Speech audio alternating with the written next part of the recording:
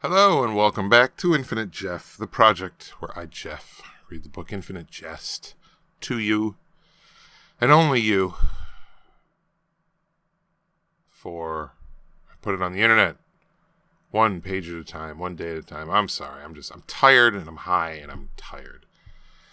And we're on to page 145 of Infinite Jest. Infinite Jest. Infinite Jest.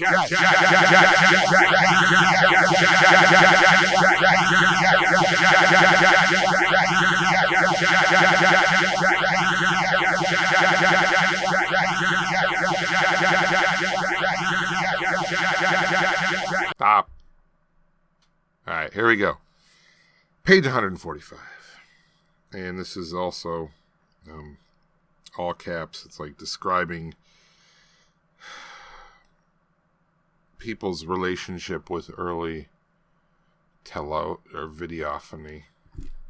Appear at the lower right of a broadcast/cable program and tell you the time and temperature outside, or remind you to take your blood pressure medication, or alert you to a particularly compelling entertainment option now coming up on channel like 491 or something, or of course now alerting you to an incoming video phone call, and then tap dancing with a little iconic straw boater and cane just under a menu of possible options for response. And callers did love their little homuncular icons.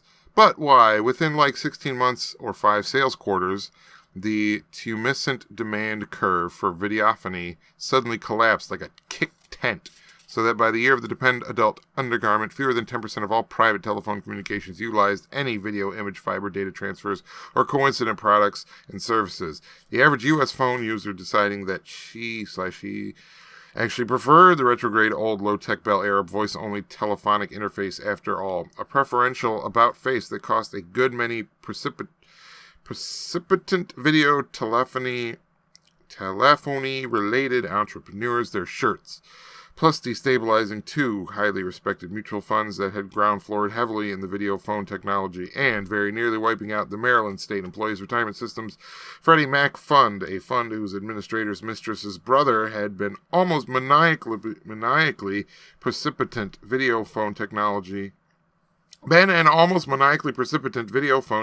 entrepreneur. And but so why the abrupt consumer retreat back to good old voice-only telephoning? I guess here we answer the question. It's no longer all capital. The first part was all caps and centered, like on the page, which is interesting. So, the answer, in a kind of trivalent nutshell, is 1. Emotional stress, 2. Physical vanity, 3. A certain queer kind of self-obliterating logic in the microeconomics of consumer high-tech. 1. It turned out that there was something terribly stressful about visual telephone interfaces that hadn't been stressful at all about the voice-only interfaces.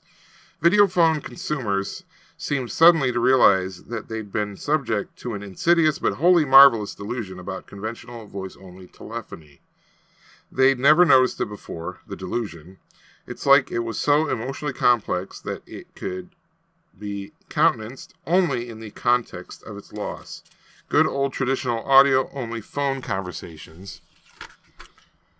And that was page number 145 of Infinite Jeff.